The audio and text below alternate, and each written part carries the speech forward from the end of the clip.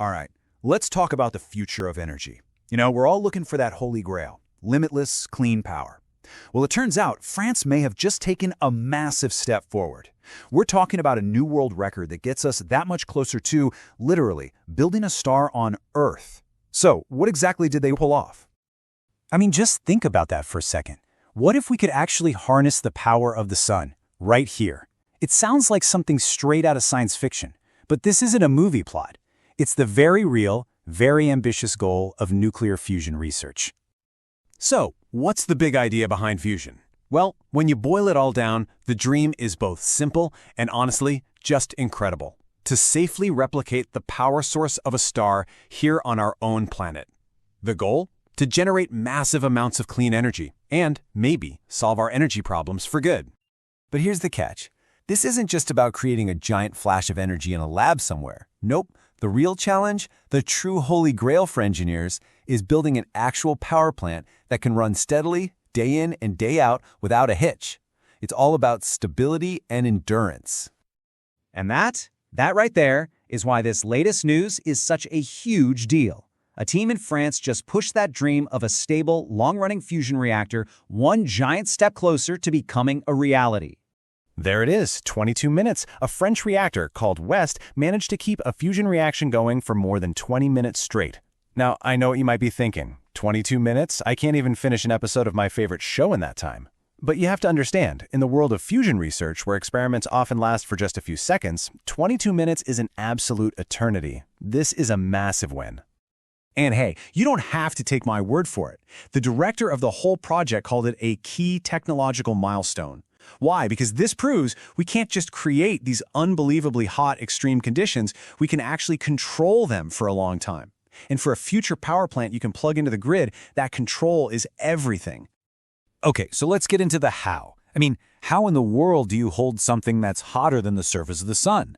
You obviously can't use a metal box. Well, scientists use this incredibly clever device that's best described as a kind of magnetic bottle. It's called a tokamak. And yeah, it's basically a giant donut-shaped machine that creates an invisible magnetic cage. The idea is to use these unbelievably strong magnetic fields to trap and suspend the superheated gas, called a plasma, so that it literally just floats in the middle of the machine, never ever touching the walls. So what's the recipe for making a tiny star? It's kind of a four-step dance. First, you inject a tiny puff of hydrogen gas. Second, you zap it with a ton of energy to superheat it into a plasma. Third, the powerful magnets kick on to trap that plasma. And fourth, and this is the really tricky part, you have to keep feeding it just the right amount of power to keep the whole reaction going smoothly. That last step is what the team at West totally mastered for 22 straight minutes. Now, it's super important to understand that this record for long duration is just one piece of a much bigger puzzle. You can almost think of it like a global relay race, where different teams all over the world are tackling different parts of the same huge problem. And this is a perfect example of what I'm talking about. So while the West reactor in France was focused on endurance, running stable and long, another reactor, called JET in the UK, was focused on raw power, creating a massive burst of energy. You've got one team running the marathon, the other team running the 100-meter dash, and you absolutely need to master both to get to a working power plant. All right, so France set this incredible record. Does that mean we're getting fusion power next year? Well, not quite.